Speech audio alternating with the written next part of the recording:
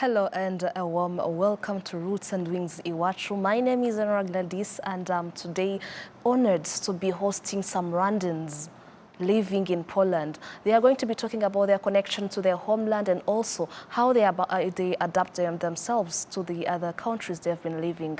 Right on my left side here, I'm sitting together with the Vice President of the Rwandan community in Poland, who is Armand Ngarambe. Welcome very much. Hello, thank you for having us.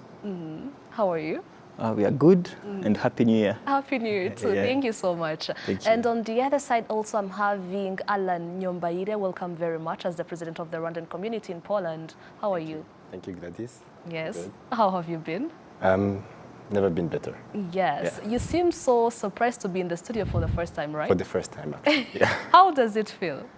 You know, I'm getting used to a lot of cameras and everything. A lot of people in the background. Yes. And they would say you have a very nice studio. Interesting. Thank you so much. We're truly honored to be having you. Yes, as you can see today, I'm truly honored to be having and to be hosting some Rwandans living in another country. How does their experience look like? That's what we're going to be more exploring today. And to start with, I'm going to be starting with you as a President, Allan. How large is the Rwandan community in Poland and what are your activities so far? All right, thank you, Gladys. Today we count between 700 and 800 students because RCA Poland, the Rwandan community in Poland, is basically constituted with students in bachelor's degree, master's degree, and also candidates for PhD. So I would say 95% of all these students are students, and the rest are definitely workers working in different factories and different industries, to be honest. Yeah. Yes, and I would like to know for the both of you, what pushed you to be taking the leadership roles as the president and also the vice president in the Poland? Should I start? Okay. Personally, on my behalf, I would say for me, leadership, it's all about service, being on the service of others. So, and another thing that I would add on my end, it's always, or I would say it's nothing better than serving a community that reflects resilience, the dignity of Rwandans, and how, as Rwandans in diaspora, we are really committed on being responsible to our nation. So simply, there was a need in our community to contribute, and as I was already an active member of diaspora, so I say, why not of being on the service of others? That's simply as that. Yes. For how long have you been in Poland so far? Personally, it's almost 7 years. Yes. Yeah. So you've been all from the bachelor's now to the master's degree? Yes, I've been there. I went there for bachelor's degree, and then right away after finishing the bachelor's, I took also the master's degree. Interesting. And for you, Allan? It's pretty much the same story. Wow. We went the same time, did some stuff, and here we are. It's more really, I mean, it explains itself that you guys have been there for so long. So I would like to know, how do you make sure that Rwandans there, they stay connected? They have even, can I say, like, events that will maybe make sure that they're always together?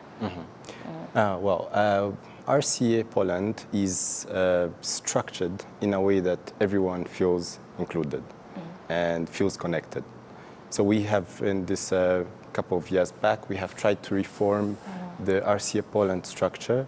Starting from the country level, we have the executive committee, and given that Rwandans are in different cities, we also have regional committees, and down to what we call ISIVO. So basically, ISIVO, we also have ISIVO in diaspora. So basically, ISIVO is a small organization of students who are studying at the same university or who are working at the same company. So we have made this in such a way that everyone stays connected, stays informed, and if anything, if there is anything bad, if there is anyone with a problem, it's easy for everyone to know and to intervene as soon as possible. Wow. So, The other thing that I would add on that importance of ISIVO, not only that to help the intervention in case of circumstances, but also it helps on sharing the information.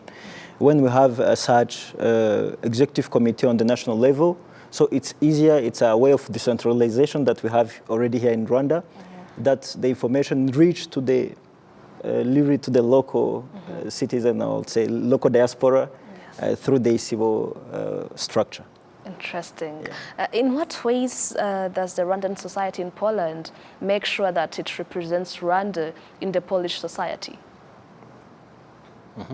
Well, I would say, first of all, Polish society or Polish community is a very good community. It has been welcoming so far. Even though we have cultures that are a bit different, but there is a lot of similarities. The Polish community, first of all, they speak a different language. They speak Polish language, and we speak English, Kinyarwanda, French.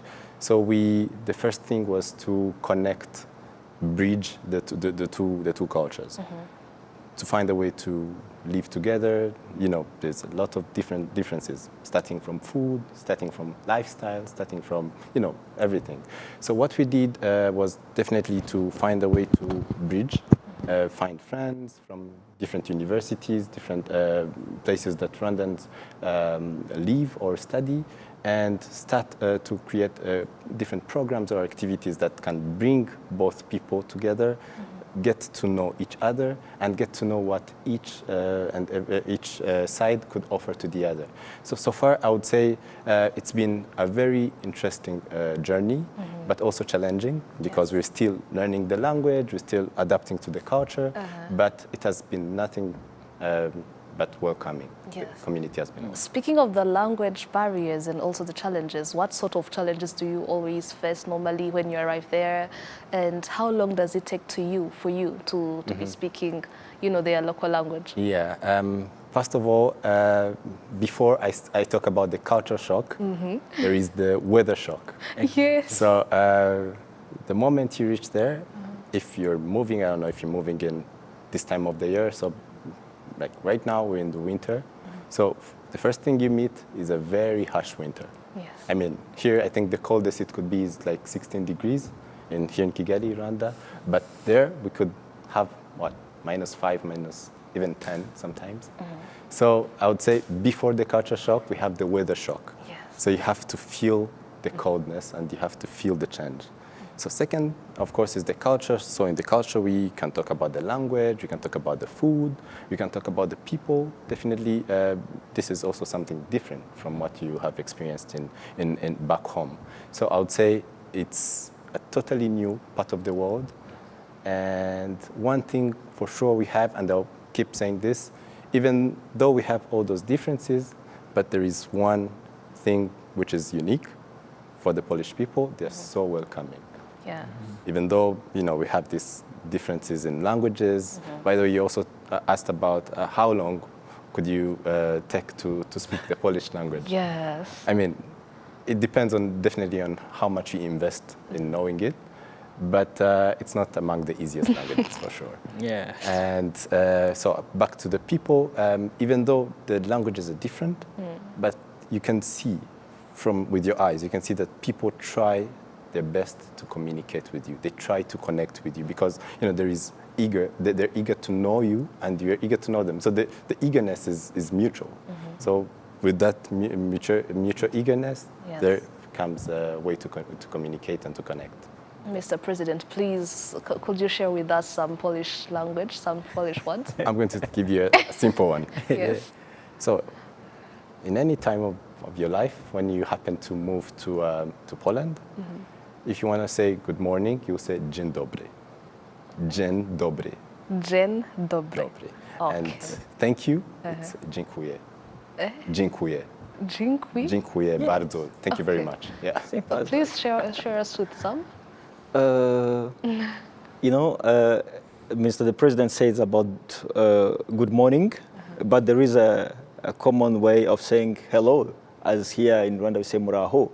There is vitam, and it's simple, vitam. Vitam. Yakshemash. Vitam. Yakshemash. That's a difficult Okay, one. can you maybe give us a conversation within the Polish language, you two? It could be difficult. It's good. But dzień dobry, pan Allan. Dzień dobry, pan Armand. Jak się masz? Dobrze, dobrze. Tak. That's enough for today, I would say. Wow. Yeah. Thank you so much. Can you relate it to anything you know? I guess it's morning, good morning, Allan, and then good morning, Exactly. Armand. And then how are you? And he replied, I'm fine. I say, Okay, that's good. interesting. That's a good one. Let me just get to know how, for maybe concerning with how you receive your fellow Rwandans every year. In range, how many Rwandans do you receive per year? I would say in the beginning, you know, this is not really an old diaspora community. For sure, there have been Rwandans living there since in early 90s, but we didn't have such big community. We started receiving many Rwandans by late 2018, 19, and then a big community came 2020. So the numbers may differ depending on the years. From 2019 till, I would say, 2021, we have been receiving around, I would say, more or less 500 per year students coming there. Maybe Mr. President didn't mention that, but our big number of our community are made of students.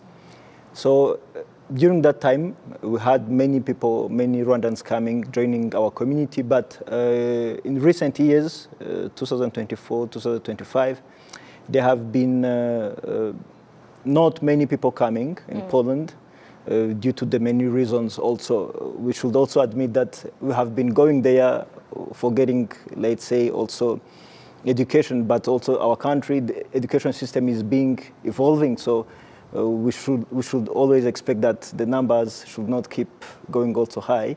But we are also having also a big number of community members, which we describe as young professionals.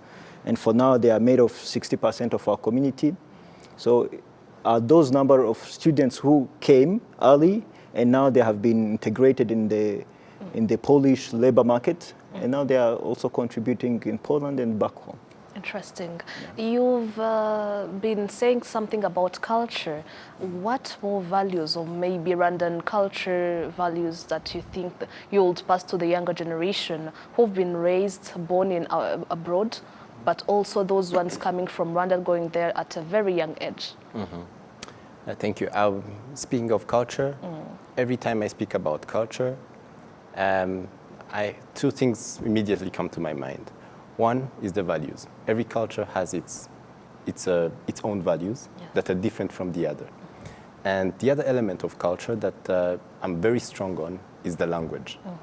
So I mean, from the younger generation, we see it more often that more people, even though they have been born here in Rwanda, but they tend to speak more English or more other foreign language more than Kinyarwanda. And I think this is actually a big task that we have as the young generation, to love our language, to speak it.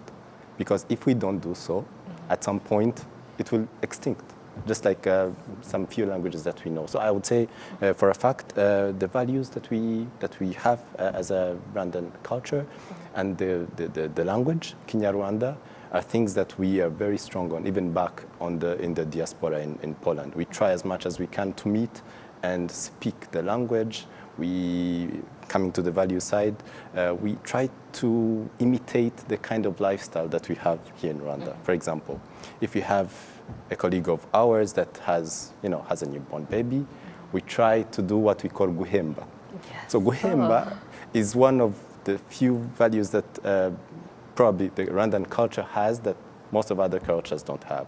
So we try to do the same, even though we are not in Rwanda, but we try to do what the Rwandan culture says. If there is a colleague who has lost someone, a loved one from the family, we try as much as we can to be close to them. So gutabara in Rwandan language. So I would say we try as much to be very strong on culture and very strong on the language as a diaspora. Sure, sure. Thank you so much. How does the community collaborate with the Rwandan institutions or embassies to support the additional initiatives?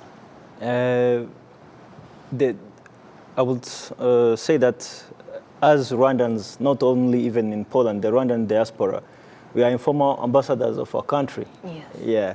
So representing our country is our responsibility without even being asked by any institution of our government. Through the executive committee, we collaborate with the embassy by initiating some gatherings, celebrating some national events, and also where there are many people, it happens to have some problems also. So when there are such problems, through those sorts of our structure from ISIBO regional communities, we try to resolve those problems and make some advocacy. And where it's necessary, we engage the embassy. Yes. And we collaborate really on a, I would say, daily basis with our department in the Ministry of Foreign Affairs, the RSA department, which really help us a lot in organizing some events, helping us to inviting some stakeholders where necessary on those events. And I would say pretty much as that. Yeah. Just to add, to chip in a little bit, he talked about we, the Rwandan diaspora, I mean, not only in Poland, but all over the world, being informal ambassadors. Yes. We also have what we call cultural diplomacy. Yes. So this is something that speaks volumes in the contemporary world today. Sure. And for this reason, we have also Bare Icheza. So this is basically a cultural troupe. It's a dance troupe that we use to convey the message, the Rwandan culture, through gatherings, formal gatherings where we probably meet different leaders from different parts of the world to show them who we are and let them learn who we are. So the other part of what he was saying was also that we have this cultural troupe, the Bare Icheza, that we rely on very much for the cultural diplomacy. Yes, yes. Thank you so much. During your visit, and I say a visit or maybe a vacation back home, you got the opportunity to visit the Kigali Genocide Memorial. What more lessons have you learned from there? And also, if you maybe had some people who came here for the first time, what more lessons do you think they got from there? Well, thank you. Yes, indeed, we had this holidays. We had a visit. It was called the Cultural Heritage Visit. So we visited the Gisozi Memorial, and we also visited Murindi Liberation Museum, and we also visited the Campaign Against Genocide Museum here at the Parliament. So coming to the Gisozi Memorial, the visit has, I would say, 3 in 1. It has pain, reflection, but also responsibility. It's always emotional to visit the memorial against genocide against Tutsi because you get to live virtually what happened in 1994 here in Rwanda. You get to see the cruelty of human beings. You get to see the failure of politics. But also you get to reflect, think, and learn some 1 or 2 lessons of what we, the youth, or we Rwandans should do never to return back. So I would say it had a 3 in 1, pain, it had reflection, and also responsibility that we took home as the younger generation to make sure that that never happens again. And how do we do that? We do that through unity, we do that through dignity, we do that through hard work, we do that through playing our responsibility as the youth, not just being entitled to what we see today, the Rwanda we see today. We just have to know that what we have today, there were a lot of people who sacrificed their lives so that we are where we are today.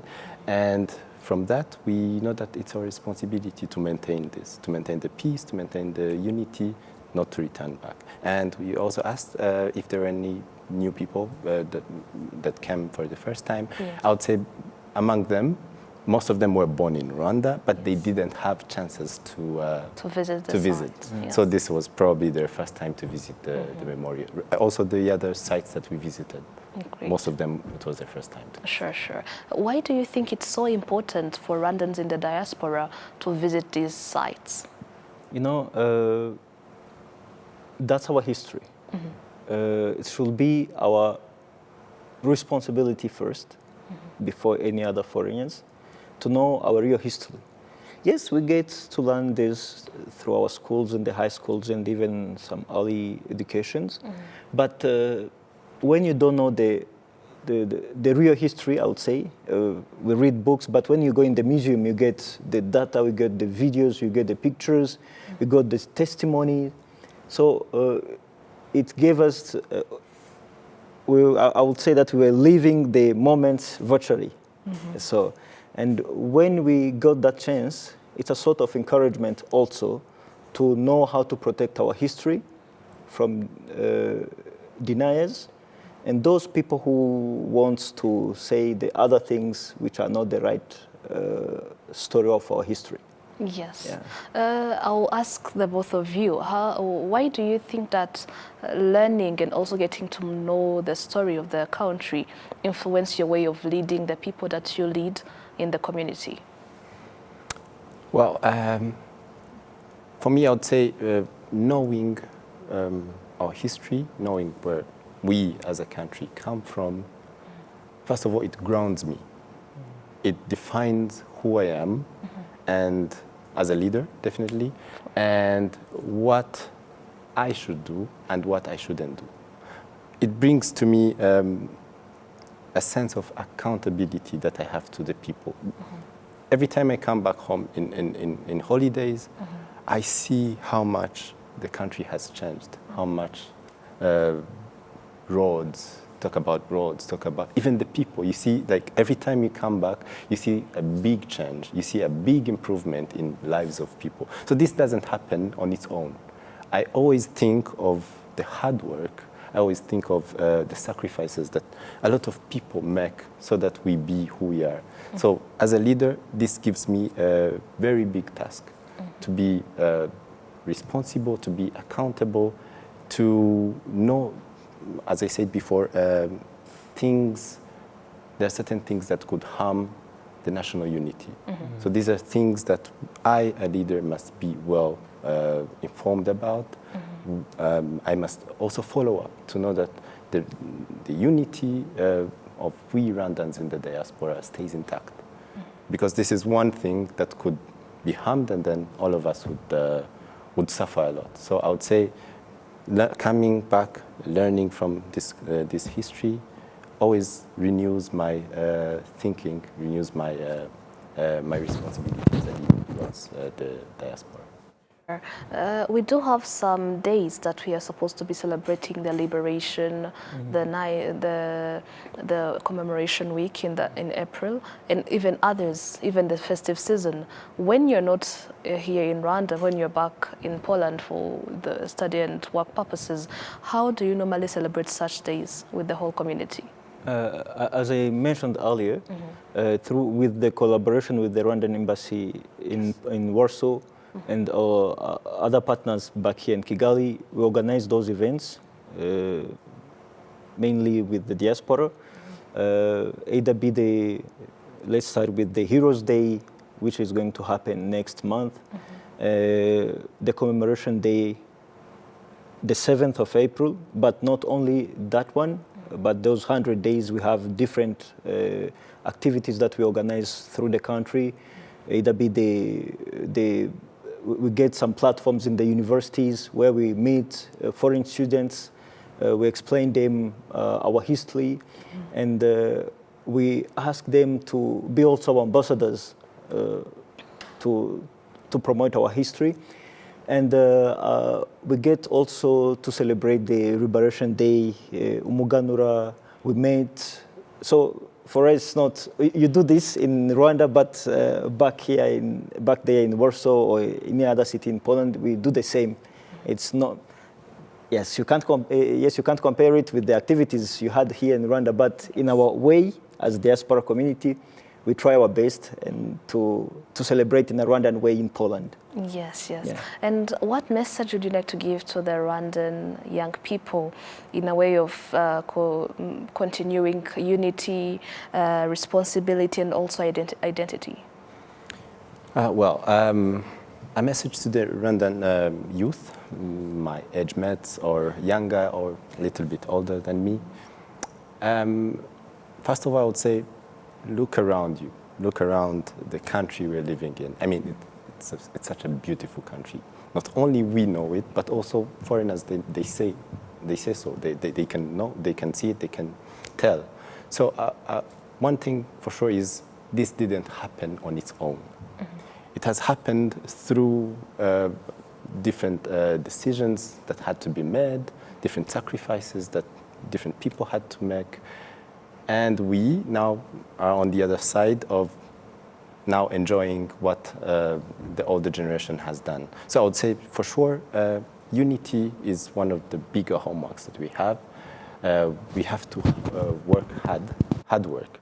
And with hard work, what do I mean? I don't mean we should all wait for, white-collar jobs, as people say, but we also should engage in different kinds of jobs that we could find. We shouldn't wait for the better jobs to find us, but we should start from now. Start small, but start.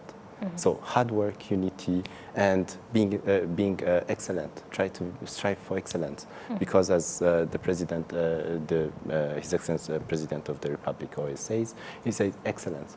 We should be excellent in everything we do, and I think we the youth have everything. We have been given all the opportunities that a young person could really need from the country. So it's our time to give back through work, to give back through effort, not just being entitled to what we see, but we should also be responsible. We should invest a little bit in what happens in the country and make sure that we don't go back.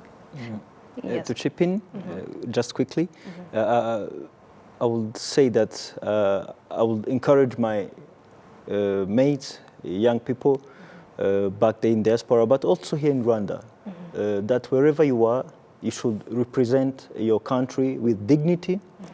As he mentioned, Mr. President, that our unity is our strength, and also responsibility to our nation is our legacy that we should really keep attached on it. Thank you so much to everyone. You've been participating well, and also we've learned many languages now. We now have some Polish languages to be saying, right? Yes. Thank you so much to all our viewers. And Armand, Ngarambe and Allan Nyombayire are the good example of Rwandans living abroad, but also trying to contribute, trying to learn many new things to the Rwandan community, to the Rwandan culture. Thank you so much to all our viewers. This is Roots and Wings Iwacu. My name is Enora Gladys. See you next time.